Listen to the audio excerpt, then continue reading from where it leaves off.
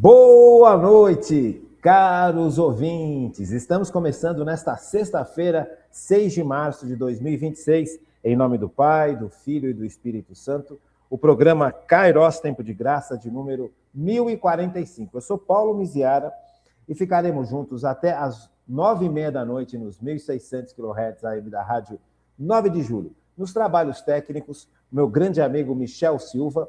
Olha aí, aquele abraço, o monstro Michel Silva, o São Paulino Michel Silva, o cara é uma fera. Quero agradecer demais à Paróquia Nossa Senhora do Brasil por manter esse nosso programa no ar. Gente, já são 1045 programas que a Paróquia Nossa Senhora do Brasil mantém no ar, mantém na Rádio 9 de Julho, né? Você vê o esforço de uma comunidade e o sentido profundo de evangelizar. Isso a gente nunca deve perder de vista, a gente nunca deve esquecer disso.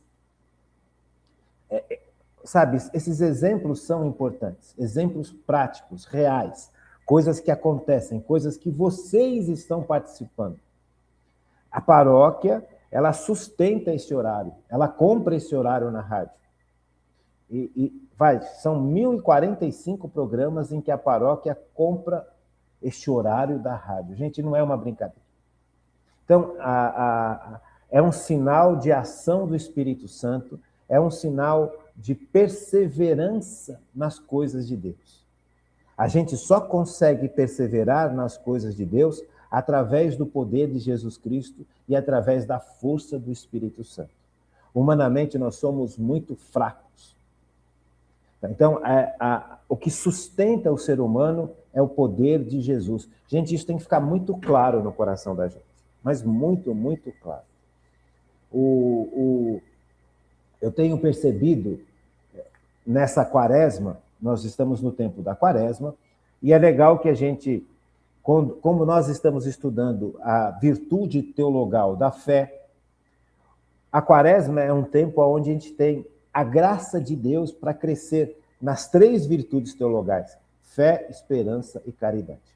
Desde que a gente tenha humildade, desde que a gente reconheça que precisamos da ajuda de Deus, do poder de Deus, da força de Deus em nosso favor.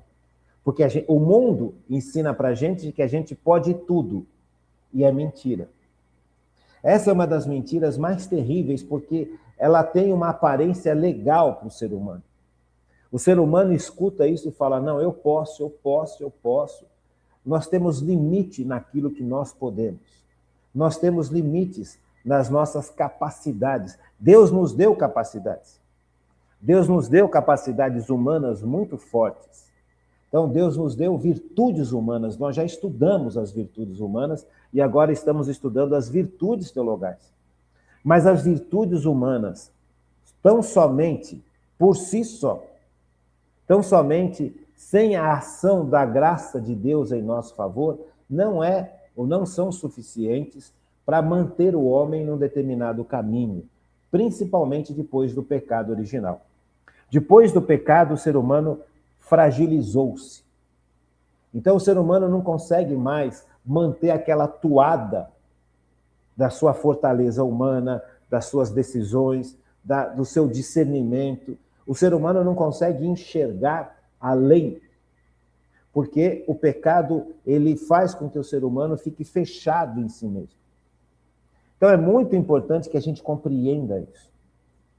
E o tempo da quaresma é um tempo extremamente oportuno para a gente receber de Deus esta graça. Mas para a gente receber de Deus essa graça, eu preciso estar em contato com Cristo. Eu preciso estar diante de Jesus. Eu preciso suplicar a Jesus que ele continue derramando essa graça e que aquilo que impede que essa graça cresça dentro de mim seja curado. Por isso a humildade. Então, o tempo de quaresma é um tempo onde Deus derrama graças sobre graças na igreja e para a igreja. Mas nós precisamos estar preparados para nos abrir a essas graças. Porque é a mesma coisa, se você está na chuva, é uma chuva de graças que Deus derrama. Mas se você vai para a chuva, aquela chuva que está caindo aqui em São Paulo, que são chuvas fortes, chuvas que estão caindo em Minas Gerais, no Rio de Janeiro, se você vai para a chuva sem guarda-chuva, sem capa, sem galocha, você vai se molhar. Então, veja, para a chuva, essa chuva de água que cai, é importante que a gente esteja preparado e protegido. Agora, quando nós vamos para as chuvas das graças de Deus, cheio de proteções, entre aspas, tipo galocha, capa de chuva, guarda-chuva, a chuva não molha a gente. Então, o que faz eu receber de Deus, eu acolher de Deus essas graças que Deus está derramando? É a humildade. Então, se eu não buscar a virtude humana da humildade, eu não vou estar aberto para receber as graças que Deus derrama o ano inteiro na igreja e principalmente nesses tempos tão poderosos, por exemplo, como Quaresma e Páscoa. Assim como no Natal. Sabe, você tem tempos de força que Deus derrama sobre todos nós, tempos privilegiados de derramamento de graça. Só que nós estamos encerrados no nosso mundinho, encerrados na nossa visão, encerrados no nosso grupo. Sabe, eu fico assustado de ver na igreja quantos grupos. Sabe, você tem um grupo o grupo dos tradicionais, o grupo dos mais liberais, o grupo do não sei o quê, o grupo do não sei o quê, o grupo da renovação, o grupo das pessoas que só pensam na política. Gente, pelo amor de Deus, a igreja não é composta de grupos. A igreja é composta de filhos e filhas de Deus. Somos irmãos em Cristo, filhos de Deus Pai. Sabe, não faz sentido estar fechado dentro da igreja em determinados grupos. Sabe, eu vejo isso me deixa tão triste, com um coração tão apertado. Por que nós precisamos estar fechados em grupos? Quer dizer, se eu pertenço a um determinado grupo, qualquer outra pessoa que não pertença ao meu grupo já está automaticamente excluída. Veja, isso é real.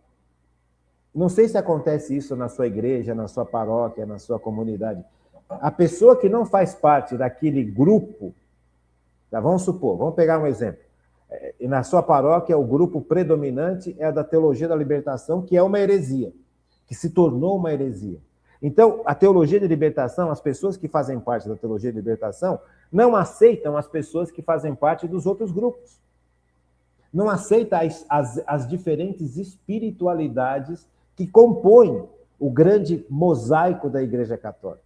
Acham que só aquele grupo que ela pertence é o que representa a Igreja.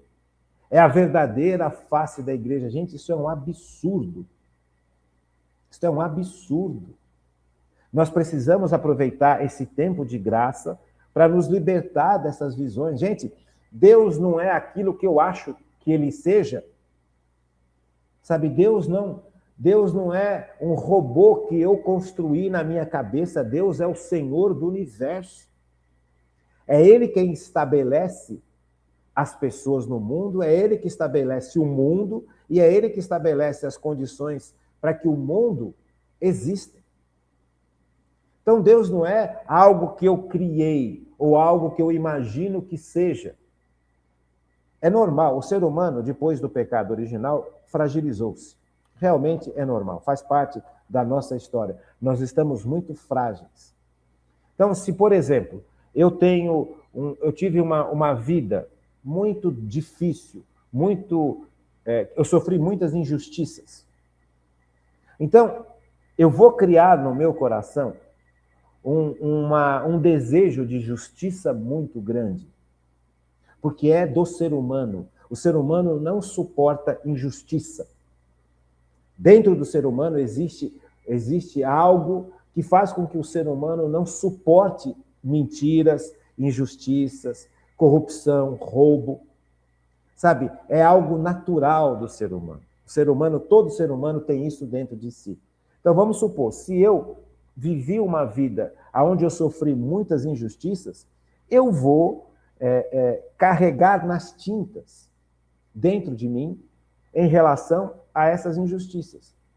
Eu vou querer construir um mundo muito mais justo, de uma forma muito mais agressiva do que alguém que não passou por tantas injustiças. Isso é normal. Só que o ponto aqui é o seguinte: eu começo a olhar para Deus como se Deus fosse aquele que vai castigar os injustos, aquele que vai destruir de forma mágica as injustiças. Então, o atributo de Deus, justiça, se torna extremamente pesado. E para Deus não existe isso. Deus, ao mesmo tempo que ele é justo, ele é misericordioso. Ao mesmo tempo que ele é poderoso, ele é amoroso. Então, os atributos de Deus são perfeitos. Deus não é um super justiceiro. O nosso coração deseja que haja um super justiceiro. Então, a gente cria na imaginação da gente a perspectiva de um Deus ultra justiceiro. E se esse Deus ultra justiceiro não agir de forma como eu espero que ele vá agir, eu me afasto de Deus, eu me afasto da igreja. Por isso que é perigoso. Sabe, os atributos divinos, eles são iguais. Então, Deus não é mais justo do que amoroso. Deus não é mais misericordioso do que justo. Veja, a misericórdia também hoje está sendo vista de uma forma muito desequilibrada. Isso é muito sério. Por isso que é importante a gente entender a virtude da fé. Porque a virtude da fé me revela quem é Deus. Deus não é alguém que eu acho que vai fazer isso, aquilo, outro. Deus revelou quem ele é, na medida em que eu consiga suportar esta revelação. E essa revelação, muitas vezes, não está de acordo com a minha perspectiva pessoal. Por quê? Porque eu, como eu fui muito maltratado, eu carrego nas tintas nessa área da minha vida. Então, eu espero que Deus retribua o mal que me fizeram com castigos. Deus não vai fazer isso. Porque Deus não é um justiceiro. Deus é justiça. Veja, isso é super importante, gente. Quantas pessoas se afastam de Deus porque têm uma visão distorcida dos atributos de Deus. Então, misericórdia. Vamos pegar um exemplo de misericórdia. Hoje, misericórdia se tornou uma palavra fácil. Uma palavra que perdeu o sentido católico e religioso do que significa misericórdia. Deus é misericórdia, sim. Deus é misericórdia. Sem a menor sombra de dúvida. Mas o que é misericórdia? Sabe, se o ser humano comete pecado em cima de pecado em cima de pecado, e não se arrepende, e não cai em si e percebe que está equivocado, percebe que cometeu erros gravíssimos, percebe que esses erros são graves e pecaminosos, e se arrepende desses erros, e se propõe a não mais cometê-los, aí a misericórdia de Deus entra.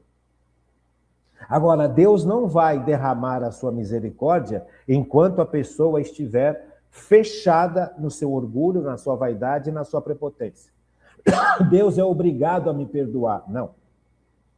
Então, veja, essa virtude da misericórdia, essa realidade de misericórdia de Deus precisa ser compreendida de forma adequada.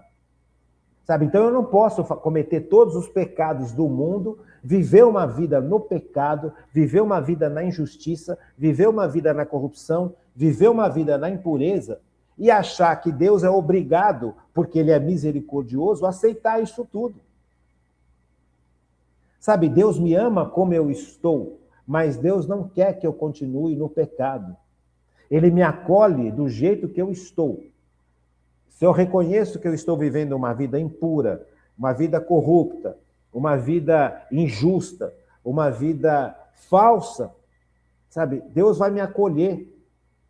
Mas só que ele só vai poder me transformar se eu quiser, se eu aceitar, se eu permitir ser perdoado por Cristo e dirigido por Cristo.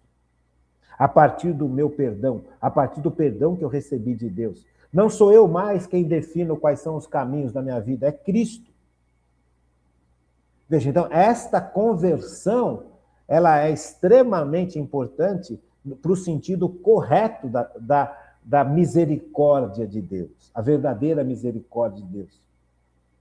Veja, você pega a palavra de Deus, você vai ver aquelas prostitutas, sabe? Então, elas reconheceram diante do sofrimento e diante de Cristo que elas estavam erradas. E ajoelhadas no chão, caídas no chão, aquela adúltera, caída no chão, ela, enquanto todo mundo estava condenando, inclusive quem andava com ela, condenava ela.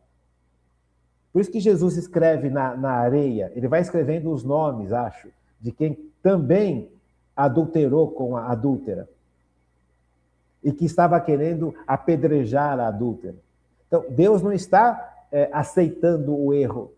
Aquela mulher que está aos pés de Cristo significa que ela compreendeu a gravidade dos pecados que ela cometia.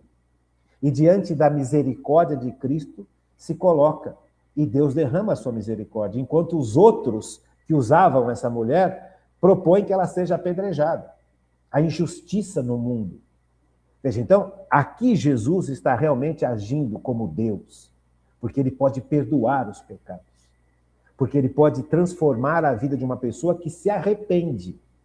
Então, o atributo da misericórdia aqui está sendo derramado nesta mulher adúltera, nesta mulher que viveu com vários homens, que traiu com vários homens, e os homens também traíram. Os homens não se arrependeram, mas essa mulher se arrependeu. E essa mulher recebeu do atributo divino de Deus o perdão e a misericórdia, enquanto os outros queriam matá-la, apedrejados. Os outros achavam que eles eram melhores do que ela. Eles estavam fechados à misericórdia de Deus, à justiça de Deus, o amor de Deus. Essa mulher não estava. Veja, então Jesus não está aqui passando mão na cabeça do pecado. Ele está salvando quem se reconhece pecador e se reconhece incapaz de sair daquela situação por si só. Então é maravilhoso. Os atributos de Deus são maravilhosos. Agora, eu preciso compreender. Uma pessoa que passou a vida inteira, um pedaço da sua vida por injustiças profundas, ele vai olhar, ou ela vai olhar para Deus como um justiceiro. E se Deus não agir como o justiceiro que essa pessoa está pensando que Deus é, essa pessoa fica com raiva de Deus, com raiva da igreja e se afasta. Você percebe? Se você for analisar de forma muito tranquila, porque é difícil você analisar de forma tranquila quando você está debaixo de grandes traumas. Mas se você for analisar de forma tranquila, o monte de empecilhos que nós temos em relação a Deus estão exatamente nesses pontos. A visão que nós temos de Deus. Então, veja, se eu passei uma vida muito pobre, percebe? Se eu passei necessidade, eu passo a olhar para Deus como alguém que vai necessariamente suprir todas as minhas necessidades. E ele vai suprir todas as minhas necessidades de acordo com a vontade dele, não de acordo com a minha vontade. Sabe, Deus é providência.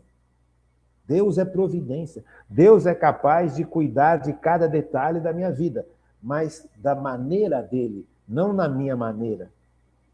Então, como eu passei por grandes provações de dinheiro, que eu não tenho dinheiro para nada, que eu fui humilhado pelos outros, que eu não tinha o tênis, que eu não tinha a roupa, que eu não tinha o estudo, que eu vou querer ter tudo isso assim de forma absurda de grande. E eu vou viver minha vida para ter isso. Percebe, gente? Eu vou direcionar toda a força humana que eu tenho para compensar a pobreza que um dia eu vivi. Só que isso não é vontade de Deus. Deus não quer que você direcione todo o seu potencial humano para compensar a pobreza que um dia você viveu. Deus quer muito mais para você. Deus quer que você tenha uma vida infinitamente mais plena, do que compensar pobreza que um dia você viveu. Talvez Deus queira derramar para você, no seu coração, na sua alma, o dom da pregação, o dom da cura, o dom do milagre, mas você não quer. Eu quero viver, eu quero compensar a pobreza que um dia eu vivi, porque eu fui humilhado nessa pobreza, eu não experimentei as coisas que todo mundo experimentou, só que você não está enxergando que por trás dessa pretensa vida de riqueza, existe uma série de erros, uma série de pecados e uma série de manipulações de que você foi livre. A gente não enxerga nada, gente. Esse é o ponto. Por isso que eu não posso olhar para Deus de acordo com os meus traumas. Medir Deus de acordo com os meus traumas. Isso é insano.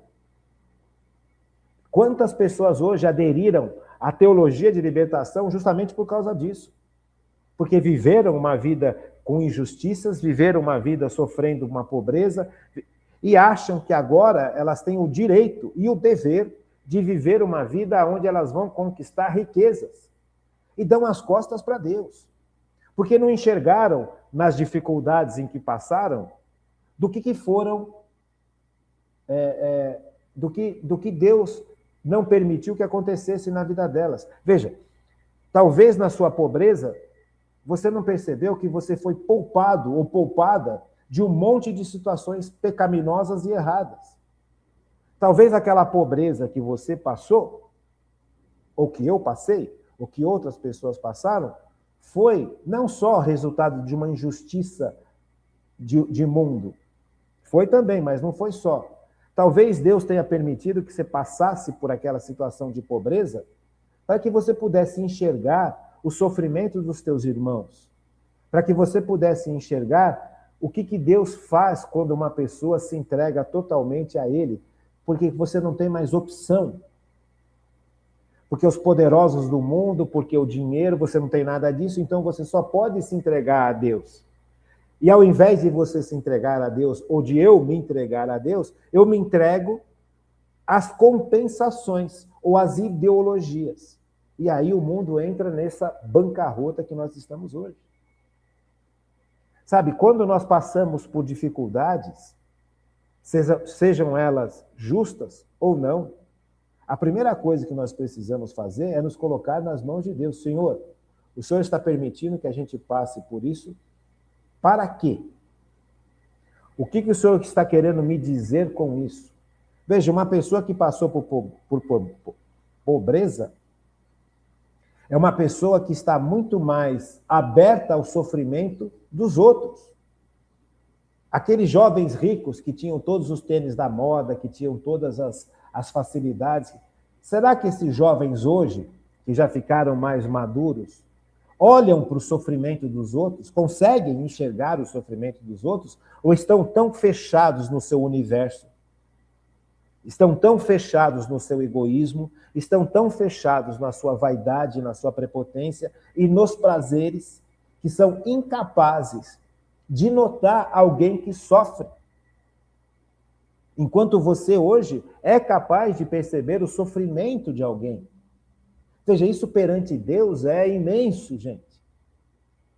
Por que eu estou falando tudo isso? Porque um dos momentos importantes para a gente perseverar na fé é descobrir como que é a vida dos santos. Você compreende? Então isso é muito importante. Então, ao invés de eu ficar culpando a Deus, porque Deus não deu o que eu achava que eu deveria receber, será que Deus é tão frágil assim, que Ele não sabe o que é melhor para mim? E eu não estou justificando aqui injustiças no mundo, não estou falando nada disso. Injustiça no mundo tem que ser combatida de forma adequada, de forma como a igreja propõe, não como a teologia de libertação propõe. Há uma diferença brutal entre aquilo que a Igreja Católica, na sua sã doutrina, propõe como meio adequado de vida econômica, como meio adequado de vida administrativa, como meio adequado de vida financeira, do que as ideologias propõem. Existe, já falei isso para vocês, volto a falar, existe uma área dentro da igreja chamada doutrina social da igreja, que não tem nada a ver com ideologias, que não tem nada a ver com teologia de libertação. Então, nós não conhecemos a doutrina social da igreja, e a maior parte dos cristãos que estão na teologia de libertação não tem nem ideia do que a doutrina social da igreja fala sobre a economia. Agora, conhece perfeitamente o que Marx fala, o que Lenin fala, o que os ideólogos do comunismo falam. Veja, isso não é catolicismo. Isto não é a melhor solução para os grandes problemas de injustiça. Mas quando a pessoa está carregada de tristeza, carregada de mágoa, ao invés de trabalhar essas mágoas e tristezas com Cristo, é fácil aderir a essa visão equivocada de Deus, da justiça de Deus. Sabe, é importante que a gente tenha essa consciência. Veja, está dentro de nós. Qual de nós não passou por humilhações? Quando nós estamos debaixo da humilhação, o que a gente espera de Deus? Será que o Deus, que eu olho para Deus, quando eu estou debaixo de uma humilhação grande, realmente é o Deus verdadeiro ou é o Deus que eu imagino que ele seja? Então, este é o tempo de nós crescermos na fé. E a fé me fala quem é Deus. Não o Deus que eu espero que ele venha a ser, o Deus que vai suprir tudo aquilo que eu quero que seja suprido. Talvez Deus não queira que seja suprido um monte de coisa na sua vida que você deseja que seja suprido. E aí entra uma outra heresia grave, que é a tal da teologia da prosperidade. Ah, se você pagar o dízimo, Deus fica, entre aspas, obrigado a te dar tudo o que você quer. Se você reconhece que Deus é poderoso e rico, você, como filho de Deus, tem o direito de ser poderoso e rico. Gente, isso é tão mentiroso, isso é tão demoníaco quanto a teologia de libertação. Porque quem define o caminho que nós vamos seguir é a sabedoria de Deus, é o poder de Deus, é a misericórdia de Deus, é a justiça de Deus, é a onipotência de Deus, não eu, não os sistemas. Não sou eu quem devo esperar que Deus me faça um homem super poderoso e super rico, porque eu pago o dízimo e Deus é rico. Gente, isso é insanidade. Deus não é isso. Deus pode fazer com que eu me torne um homem rico e um homem poderoso? Sim, mas junto com a riqueza e com o poder vem uma responsabilidade tremenda. Tremenda, porque a riqueza não é só para mim. E se eu não sei viver uma riqueza partilhada, como é que faz? Se eu acho que a riqueza é a minha segurança, se eu acho que a riqueza é a minha força, se eu acho que a riqueza é o meu valor, se eu acho que a riqueza é o sentido da minha existência, e exijo isso de Deus, e Deus não faz isso, quem está errado? Sou eu ou Deus? Obviamente, sou eu. Porque eu estou olhando para Deus de uma forma equivocada. Eu me afastei da fé. Se eu acho que Deus é o grande revolucionário social que vai resolver todos os problemas materiais do mundo, de injustiças aqui nesse mundo de forma ideológica, eu me afastei da fé. Você compreende? Então, você aprender quem é Deus, você se colocar na presença do Deus verdadeiro, muitas vezes vai contra aquilo que eu acho, que eu penso, que eu sinto. Aquilo que eu acho que vai acontecer ou deveria acontecer. Qual que é a forma mais correta de lutar contra a injustiça? Como santos e santas viveram ou como Karl Marx viveu? Como é a forma correta de ser um homem sábio e cheio de conhecimento humano? É como esses filósofos materialistas atuais do mundo vivem, ou como um Santo Tomás de Aquino viveu, ou como um Santo Agostinho viveu, ou como um São Paulo viveu? O que esses homens que eram extremamente cultos fizeram a partir de Cristo? Percebe? Como é que... Ou você acha que dentro da igreja não tem pessoas que são ricas financeiramente falando? Agora, essas pessoas que são ricas, elas receberam não só o dinheiro de Deus, elas receberam a cura interior para não se apegar ao dinheiro, para poder partilhar o dinheiro, para poder dividir uma parte do dinheiro dela, independente do que o sistema define. Nós vivemos no Brasil uma situação de injustiça brutal em relação aos impostos. E aí, resolveu a pobreza? Claro que não. Resolveu a miséria? Claro que não. Veja, então não faz sentido. Só que a pessoa está tão envolvida dentro de si com seus problemas, com seus traumas, que as propostas ideológicas passam a ser o único sentido de vida dessas pessoas. E aí a pessoa se perde totalmente.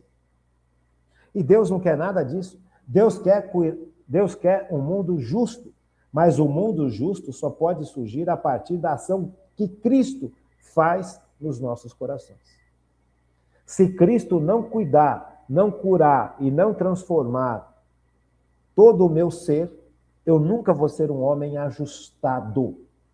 Eu nunca vou ser um homem que conseguiu encontrar o caminho correto em todas as áreas da minha vida. Nunca, é impossível. Por que eu falo que é impossível? Porque, veja, nesse domingo, que foi dia... Deixa eu abrir aqui. Domingo, dia 22. Acho que foi dia 22 de fevereiro. A liturgia do domingo nos traz o Evangelho de São Mateus, capítulo 4, versículos de 1 a 11. Que diz assim: naquele tempo, o Espírito conduziu Jesus ao deserto para ser tentado pelo diabo. Jesus jejuou durante 40 dias e 40 noites. Então, depois disso, teve fome. Quando ele teve fome, o tentador se aproximou e disse a Jesus: se és filho de Deus, manda que essas pedras se transformem em pães. Mas Jesus respondeu: está escrito, não só de pão vive o homem, mas de toda palavra que sai da boca de Deus. Então, o diabo levou Jesus à cidade santa e colocou-o sobre a parte mais alta do templo. Ele disse: se és o filho de Deus, lança-te daqui abaixo, porque está escrito, Deus dará ordens aos seus anjos a teu respeito, e eles te levarão nas mãos para que não tropece em pedra alguma. Jesus lhe respondeu: também está escrito, não tentarás o Senhor teu Deus. Novamente, o diabo levou Jesus para um monte muito alto e mostrou-lhe todos os reinos do mundo e sua glória. E disse a Jesus: eu te darei tudo isso, todo esse poder, toda a glória, toda a riqueza, se te ajoelhares diante de mim. Olha como o demônio é prepotente. Falando isso para Jesus. E Jesus lhe disse: vai-te, Satanás, vai-te embora, Satanás, porque está escrito, adorarás o Senhor teu Deus e somente a ele prestarás culto. Então o diabo o deixou e os anjos se aproximaram e serviram Jesus. Então nós estamos diante de um dos trechos mais maravilhosos e mais inacreditáveis no sentido de que situação é essa? Jesus se coloca diante do tentador. Percebe? Então nós estamos diante de um trecho que é absolutamente importante para a vida da gente. O único ser humano, o único homem, porque Jesus é Deus que se faz homem. Ele é verdadeiramente Deus e verdadeiramente homem. Vou repetir. Jesus é verdadeiramente Deus e verdadeiramente homem. O único homem, que é Jesus, que é Deus que se faz homem, que venceu o demônio, que não caiu na tentação, é Jesus Cristo. Todos os outros homens, depois do pecado original, caem na tentação. O que isso significa? Que Jesus é a nossa força, porque ele é forte. Nenhum outro homem é tão forte quanto Jesus. Porque Jesus se deixou tentar pelo demônio depois de 40 dias no deserto e venceu todas as tentações. O demônio aqui, ele está tentando Jesus em todas as áreas da vida do ser humano. Nós, se formos tentados pelo demônio, em alguma área nós vamos cair. Jesus não caiu em nenhuma área. Jesus foi tentado, se deixou ser tentado e venceu a tentação. Nós não vencemos a tentação como Jesus tem o poder de vencer. Para vencermos a tentação, nós precisamos do homem Jesus Cristo. Por isso que eu falo para vocês, gente, isso aqui é importantíssimo. Só Jesus é poderoso para vencer o demônio. O que acontece? O que acontece é que o homem, hoje, na nossa sociedade, presta bem atenção nisso, o homem se afastou de Deus. Se afastou do conceito do divino. Para muita gente da sociedade, Deus não existe ou Deus é indiferente. Sabe, esse é o maior erro que a humanidade cometeu e que está cometendo, porque nós dependemos de Deus para tudo. Deus existe, Deus é bom e Deus cuida de nós na medida em que nós nos colocamos sob os seus cuidados. Mas nós precisamos nos colocar sob os cuidados de Deus, porque nós não temos forças para vencer o demônio. A gente tem alguma força humana para vencer alguma coisa humana. Veja, eu estou triste. Um exemplo. Uma tristeza porque eu não consegui trabalhar bem, não consegui fazer bem um tratamento de canal, por exemplo. Não deu certo. Perdeu o dente. Humanamente, eu posso pesquisar esse dente que foi perdido, pegar esse dente, examinar esse dente e tentar entender por que eu não consegui salvar esse dente. Humanamente, eu sou capaz de fazer isso. Humanamente. Eu sou capaz de ir além. Eu sou capaz de me matricular num curso de aperfeiçoamento de tratamento de canal e melhorar aquilo naquilo onde eu falhei. E posso superar esta dificuldade. Isto é humano. Isto humanamente eu consigo. Eu posso conseguir com esforço. Percebe? Agora, veja, para eu poder querer fazer isso, Deus tem que me ajudar. Para encontrar forças para fazer isso, Deus tem que me ajudar. Mas tudo bem, humanamente eu consigo fazer isso. Agora, eu não consigo vencer o demônio só com as minhas forças. E o mundo não acredita que exista demônio, gente. O mundo não acredita nem que existe Deus, quanto mais que vai existir o demônio. Então, o demônio encontrou campo livre para agir. Esse é o grande problema que a gente vive. Por isso a importância da fé. A importância desse trecho aqui é brutal. Jesus é o único que consegue vencer as dificuldades humanas, porque ele se manteve firme humanamente diante das tentações. E é o único que consegue vencer o próprio demônio. Humanamente, o ser humano, ele é menos forte que o demônio, mas o demônio perto de Deus não é nada. É uma criatura. Agora, em Cristo, eu consigo vencer o demônio e as tentações que o demônio impõe no meu coração. Sem Cristo, não. Você compreende? Então, esse evangelho do domingo do dia 22 de fevereiro, ele é importantíssimo. Outro ponto que a gente precisa entender: Jesus foi para o deserto. O deserto não é o lugar das tentações. Quantas e quantas vezes nós ouvimos isso? Por isso que é importante estudar, por isso que é importante conhecer a verdadeira teologia, a teologia real da Igreja Católica, não uma falsa teologia. Veja, o deserto não é lugar de tentação. O deserto é lugar de vitória contra a tentação. Porque a tentação acontece em qualquer lugar. A tentação acontece no deserto, fora do deserto, nos lugares tranquilos, nos lugares bonitos, nos lugares complicados. A tentação está sempre atacando a gente. A tentação pode ser uma realidade de ataque demoníaco ou pode ser uma fragilidade humana. A fragilidade humana nós conseguimos vencer. A tentação, quando ele é um ataque direto do demônio, nós só conseguimos vencer em Cristo. Então, o deserto é um lugar onde eu vou aprendendo como a tentação me ataca e como eu venço a tentação em Cristo. Então, o deserto não é um lugar de tentação, muito pelo contrário.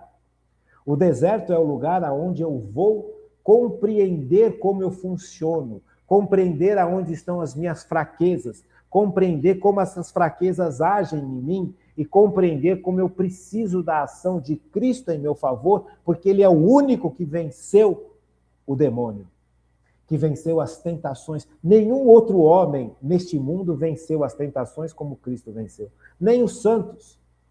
Por exemplo, Moisés foi um grande homem do Antigo Testamento, mas ele não entrou na Terra Prometida. Por quê? Porque durante o percurso ele pecou. E olha que Moisés era justo, Moisés era amado por demais, Moisés era protegido por demais, mas num determinado ponto da trajetória do povo de Israel pelo deserto, Moisés também errou. Então, nem Moisés, que é o homem mais poderoso do Antigo Testamento, escapou do pecado e escapou de cair na tentação. Só Cristo é capaz de fazer isso. Os santos todos pecaram, de alguma forma, menos a Virgem Maria. A única que foi preservada do pecado é a Virgem Maria.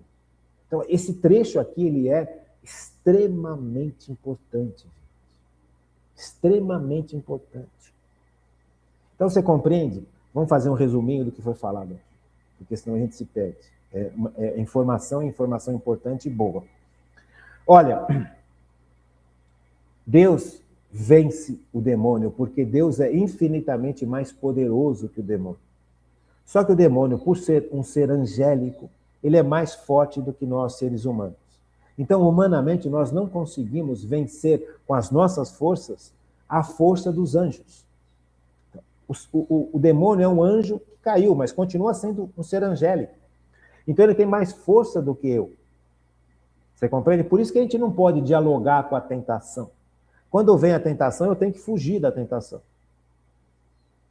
Você compreende? Porque essa tentação pode estar vindo de uma ação demoníaca. Então, o que eu faço? Eu tenho que me apegar a Cristo. E em Cristo, porque foi o único que venceu no deserto o demônio, as tentações do demônio. Ele é o único vencedor do demônio. Na cruz, ele prova a sua vitória de forma definitiva. Desce da cruz, foi a última tentação que Jesus passou. Desça da cruz, que a gente acredita em você. E Jesus ficou na cruz por nós. Veja, então Jesus vence o demônio o tempo inteiro. Ele se coloca para nos mostrar a todos que o único capaz de vencer o demônio e as consequências do pecado que o demônio traz é Cristo. Então, sem Cristo eu não sou nada. Eu preciso de Cristo para tudo. Veja, isto é fé. E a fé não é algo só emocional, é algo que também usa a razão. Nós estamos trabalhando nesta aula só sobre razão. Nós não estamos falando de emoção, nós estamos falando de razão. Só que a fé, ela não fica só na razão, ela ultrapassa, inclusive, a razão. Você percebe? Ela aceita a razão, mas ela ultrapassa a razão. Então, a fé verdadeira me traz esta realidade. Cristo não é uma coisa que eu criei. Deus não é uma coisa que eu crio para compensar as minhas tristezas, para compensar os meus fracassos, para compensar as injustiças que eu passei. Cristo é Deus que se faz homem. Ele revela como ele é, não como eu quero que ele seja. E eu sou chamado a obedecer e a amar esse Deus como ele é, não como eu acho que ele seja. Aqui entra a virtude da fé. A virtude da fé me cura de uma falsa visão de Deus.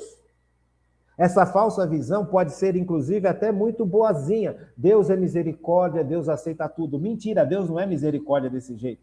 Deus é todo-poderoso e o poder de Deus, ele não faz o que ele quer. Deus não é caprichoso.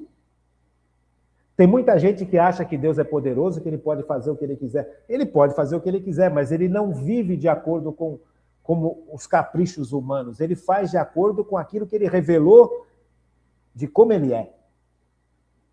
Então as pessoas acham que Deus vai ser um vingador. Deus não vai ser um vingador. As pessoas acham que Deus vai ser uma pessoa caprichosa. Deus não é uma pessoa caprichosa. Deus age a partir daquilo que ele nos revelou. Deus não é um milagreiro. Deus faz milagres. Veja quanta coisa nós precisamos ser curados para que a gente possa realmente olhar para Deus e amar a Deus acima de tudo. Não procurar construir um Deus porque eu estou triste, porque eu estou magoado, porque eu fui injustiçado, porque eu passei por pobreza, porque eu passei por doença, porque eu passei por não sei o quê. Gente, eu posso estar olhando para Deus, fazendo uma imagem de Deus de acordo com os traumas da minha vida. E esse não é o Deus verdadeiro. Deu para entender? Então, a virtude da fé, ela é uma verdade que Deus coloca no coração da gente. Quem que Deus é?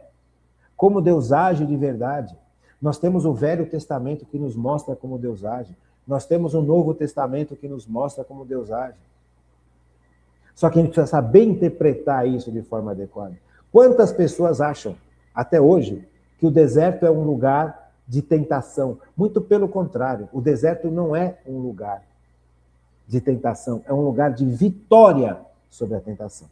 Vamos fazer uma pausa e depois a gente retoma nesse ponto. O deserto é um lugar de vitória sobre a tentação. Então, o deserto ele não é um lugar de tentação, como muita gente pensa, porque Jesus foi tentado no deserto. Aqui, Jesus, ele foi tentado em vários lugares, não foi tentado só no deserto. Aqui, Jesus está nos mostrando nesse evangelho tão maravilhoso que a igreja nos apresenta na sua liturgia do dia 22 de fevereiro, a vitória de Jesus sobre a tentação. E é o único que conseguiu ser vitorioso sobre a tentação. Nenhum outro homem neste mundo, homem e mulher, conseguiu ter a vitória que Jesus conseguiu ter sobre o demônio, como nos mostra o Evangelho de São Mateus 4, de 1 a 11. Como eu li para vocês no primeiro bloco. Veja, tem um grande santo da Igreja Católica que eu amo. Eu amo demais esse santo. É um dos meus santos de preferência. É um santo que eu tenho um carinho imenso por ele, mas imenso, imenso, imenso. São Bento de Núrcia, o pai do Ocidente. Eu amo São Bento. São Bento foi um jovem que viveu numa época de caos, como muito parecido com o nosso. Mas o caos da época de São Bento talvez não seja tão grave como o caos que a gente vive hoje. Então, depois da queda do Império Romano, o Império Romano caiu porque ele moralmente já estava desfacelado, moralmente já estava destruído. Então, as pessoas do Império Romano viviam numa promiscuidade imensa. Por isso que foi caindo. E o poder de Roma já não tinha mais aquela força que tinha antes, justamente por vários fatores, que eu não vou entrar aqui em detalhe. Então, a sociedade no tempo de São Bento era uma sociedade perversa, era uma sociedade depravada, era uma sociedade viciada, era uma sociedade orgulhosa, prepotente, independente de Deus. Então, São Bento olhava para aquilo e falava, não tem saída. Eu não tenho mais como conseguir viver nesse universo. Então, ele foi para o deserto. E no deserto, ele e outros homens de Deus, não foi só São Bento, mas São Bento foi um dos precursores. E no deserto ele foi aprendendo como ele lidava com as paixões, como ele lidava com as tentações, porque ele, sabe esse trecho de São Mateus, São Bento leu. E ele entendeu que em Cristo, no deserto, a gente vence as tentações. E ele foi para o deserto, São Bento foi para o deserto. E no deserto ele foi aprendendo como que as paixões agiam nele. Porque ele não tinha... Gente, o que você tem no deserto para fazer? Você não tem nada para fazer no deserto. Você tem que se defender para ter uma comidinha, alguma coisa assim, e se defender de cobra, de escorpião, de aranha, que são os bichos que vivem no deserto. Então você não tem o que fazer. Você não tem diversão, você não tem nada. Então é você e Deus. E aqui, e aos poucos, São Bento foi aprendendo como que as paixões moviam ele, Bento, por dentro. São Bento foi aprendendo como que aquelas paixões, a raiva, a ira, o medo, a tristeza, a angústia, a ansiedade, a fome, o ódio, todas as paixões humanas. No deserto, ele foi vendo como elas funcionavam. Ele foi sentindo isso e foi percebendo como em Cristo ele poderia trabalhar essas paixões. Né? Veja, no deserto, você vai comer o quê? Vinham pessoas que davam comida para São Bento. Mas São Bento aprendeu a viver da providência de Deus, em tudo. E ao viver na providência de Deus, ele aprendeu a depender de Deus. Ele começou a compreender como que ele funcionava por dentro. Como que o medo agia em São Bento. Aí ele percebeu que se eu deixar o medo tomar conta de mim, eu vou fugir do deserto. Eu vou para algum lugar que tenham muitas pessoas, mas eu não quero ficar num lugar que tenha muitas pessoas. Eu sinto que eu preciso estar no deserto. A graça agindo em São Bento. Mas aí vem o medo. E aí como que eu trabalho este medo? E São Bento foi aprendendo a lidar com cada uma das paixões. Em Cristo. Com Cristo. São Bento não só mapeou como as paixões agem dentro da gente, todas elas, medo, ansiedade, tristeza, fome, orgulho, soberba, egoísmo, vaidade, impureza. São Bento foi aprendendo a lidar, a descobrir isso tudo dentro dele, porque ele não tinha... Ele vai olhar para onde? Não tinha televisão, não tinha nada. Então ele tinha que olhar para si.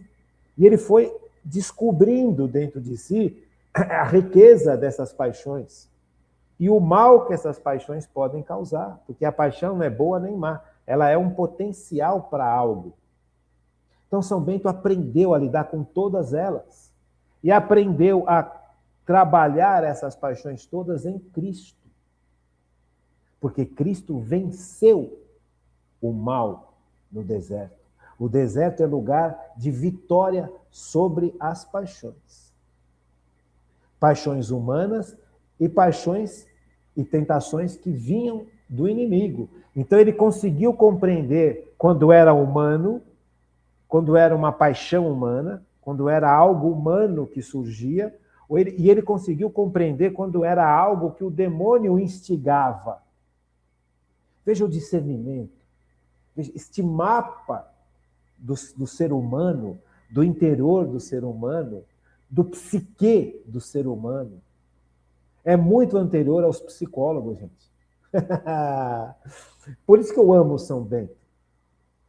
São Bento foi um homem que decifrou, de certa forma, o ser humano. Muito antes da psicologia, muito antes. Tanto é que os beneditinos, a ordem que os beneditinos têm, eles têm uma série de regras, e essas regras estão baseadas justamente nessas maravilhas que São Bento descobriu. De como as paixões funcionam, como eu devo trabalhar essas paixões. Por exemplo, diante do medo, eu devo fugir do medo ou eu devo afrontar o medo? Eu devo afrontar o medo em Cristo, porque em Cristo Deus me fortalece. O medo quer me paralisar. Se eu tenho a certeza de que Deus está comigo, eu tenho como superar o medo constantemente, não uma vez só ou duas, porque o medo ataca o tempo inteiro. E se eu deixar que o medo tome conta, eu vou ficar paralisado, eu não vou fazer mais nada. Então, como é que eu faço para vencer o medo?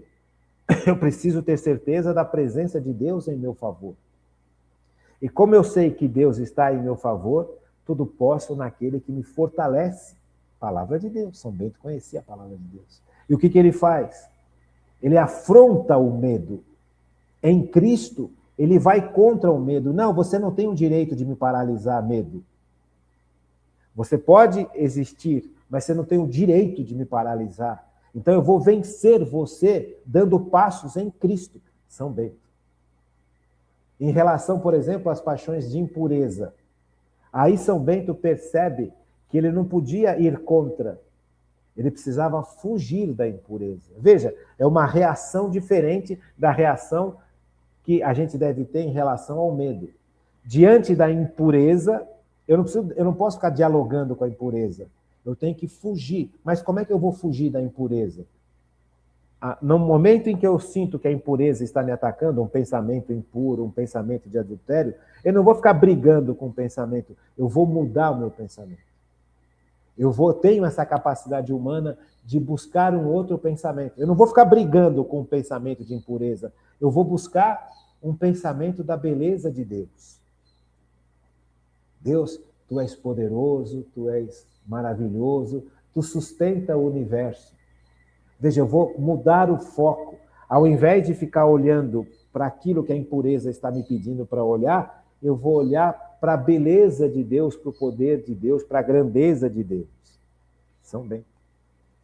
Você compreende? Então, São Bento foi aprendendo a lidar com as paixões, foi aprendendo a lidar com Cristo. Quando é uma paixão humana e quando é uma paixão movida pelo demônio. Aí São Bento foi descobrindo isso. Espera, quando eu me sinto muito ansioso, muito angustiado, isso não vem de Deus, isso vem do mal.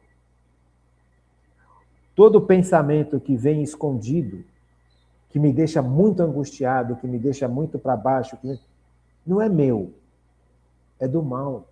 Olha, então, a angústia, a ansiedade são sinais que podem me indicar a ação do mal. São Bento. Veja, só que a gente não pode ficar só nisso. O ser humano vai crescendo na fé. Tem certas situações onde eu sinto uma certa angústia. Não uma angústia que me derruba, mas uma certa angústia. Pode ser ação do Espírito Santo. Por exemplo, eu estou num caminho errado, eu escolhi um caminho errado. E mesmo que este caminho errado me dê lucro, me dê vantagens, tem certa angústia dentro de mim que me incomoda. Aí eu paro para pensar, paro para analisar e vejo que aquele caminho por mais que aquele caminho que eu escolhi está me dando sucesso, ele não vem de Deus. Porque tem uma certa angústia diante de todo o sucesso, de todo o lucro, de todo o poder que aquele caminho que eu escolhi está me dando. Não é uma coisa que me dá paz. Opa, não é de Deus. E aqui é de Deus. Veja, esta angústia é o Espírito Santo agindo dentro de mim, falando, olha, está errado, está errado. Por mais que você tenha vitórias humanas, essas vitórias humanas não vão contar para o teu bem. Então vem uma certa angústia. Essa certa angústia, que não me leva para o desespero, mas me deixa um pouco mexido, é do Espírito Santo. Veja, o deserto vai mostrando como funciona. O deserto foi mostrando. É o lugar de vitória. É o lugar onde eu percebo a vitória de Cristo. Então, São Bento, ele percebia que em determinadas situações ele não conseguia lutar sozinho. E quando ele mergulhava em Cristo, a vitória acontecia. Quando ele deixava Cristo agir de forma plena, olha, a luta contra o orgulho e a autossuficiência. São Bento percebia que em determinadas situações ele não conseguia vencer de jeito nenhum. Só que aí ele percebeu que ele estava querendo vencer de forma humana, o orgulho sutil. Aí São Bento se voltava completamente para Cristo, e em Cristo, e com Cristo, e Cristo vencia em São Bento aquela situação. Aí São Bento foi aprendendo a ser humilde, a depender de Cristo, a obedecer a Cristo em todas as áreas. Veja, por mais que ele aprendesse, por mais que ele conhecesse, ele foi sentindo a importância de obedecer a Cristo em tudo. E aí, conforme São Bento foi crescendo, São Bento foi se desenvolvendo nesse conhecimento interior, ele percebia que os traumas dele não podiam ser resolvidos de acordo com a vontade dele. Ele foi percebendo que os traumas não poderiam ser compensados com buscas de caminhos que compensassem esses traumas. Ele foi percebendo que esses traumas precisavam ser curados, porque senão ele ia olhar para Deus de forma equivocada. Deus não é aquilo que ele imaginava que fosse, como nós falamos no começo do programa. Eu não posso deixar que o meu trauma faça com que eu enxergue Deus como um justiceiro, como um revolucionário, como uma pessoa indiferente ao meu sofrimento, como uma pessoa ausente, como um pai que não está nem aí, como uma pessoa violenta, uma pessoa prepotente. Deus não é nada disso. Mas e quantas vezes eu percebo que eu sinto, pelas minhas paixões, uma falsa imagem de Deus. Gente, isso é hiper importante. Hiper. Não tenho como te falar mais. Super, hiper importante. A fé me leva para a verdade. Santa Teresa d'Ávila. Santa Teresa d'Ávila era uma mulher extremamente inteligente, extremamente bem preparada, racionalmente falando, mas ela era mística também. Veja, o racional dela era muito utilizado, mas ela percebe que, além do racional dela, o poder de Deus vai muito além do racional dela. Diferente do racionalismo que a gente vive hoje, em que, nesse racionalismo orgulhoso e prepotente, que baseou um movimento chamado modernismo, hoje nós não estamos mais no modernismo, hoje nós estamos no pós-modernismo. Mas o modernismo, ele aderiu ao racional como a única condição real de discernimento. Ou seja, só o meu racional é o suficiente, não preciso de mais nada. Mentira, eu preciso da luz de Deus que ilumina o meu racional, senão o meu racional se torna pequenininho. Eu preciso do racional de Deus, que a gente chama de sabedoria. O racional de Deus é infinito. A sabedoria de Deus é infinita. Então eu preciso olhar para as coisas como Deus olha, entender as coisas como Deus entende, saber as coisas como Deus sabe, saborear as coisas como Deus saboreia. Você compreende? Então, o racionalismo modernista é orgulhoso, prepotente e terrível. Graças ao racionalismo modernista, chegamos a 2 guerras mundiais. Milhões de pessoas foram mortas por causa dessa mentalidade de achar que só o racional humano é suficiente.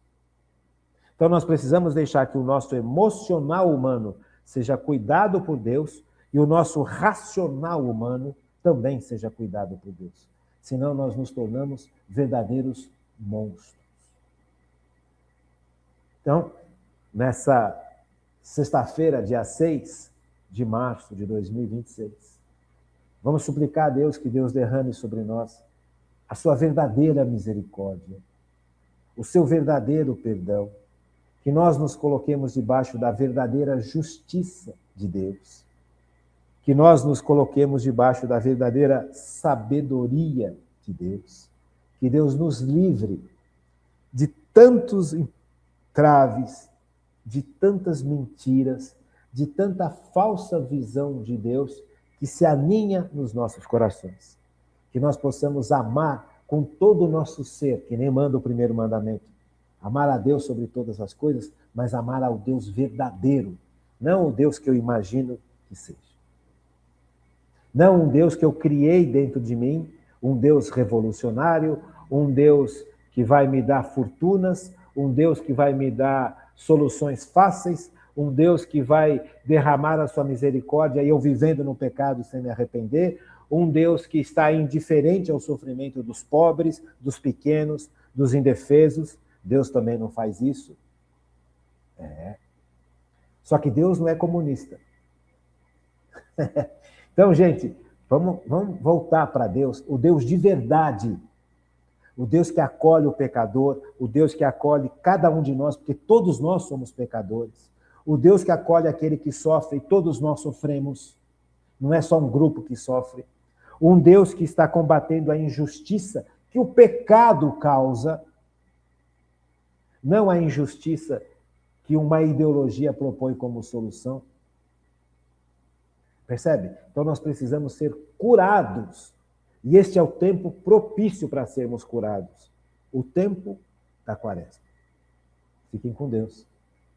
Um bom final de semana, uma boa confissão sacramental e uma boa missa. Que nós possamos comungar Jesus em estado de graça. Por favor, não comungue Jesus em pecado mortal. Essa falsa visão de misericórdia de Deus é terrível. Com Deus nós não brincamos. Nós amamos Deus e obedecemos a Deus. Não brincamos com Deus. Não brinquemos com as coisas sagradas. Fiquem com Deus. Um bom final de semana e até segunda-feira, se Deus quiser.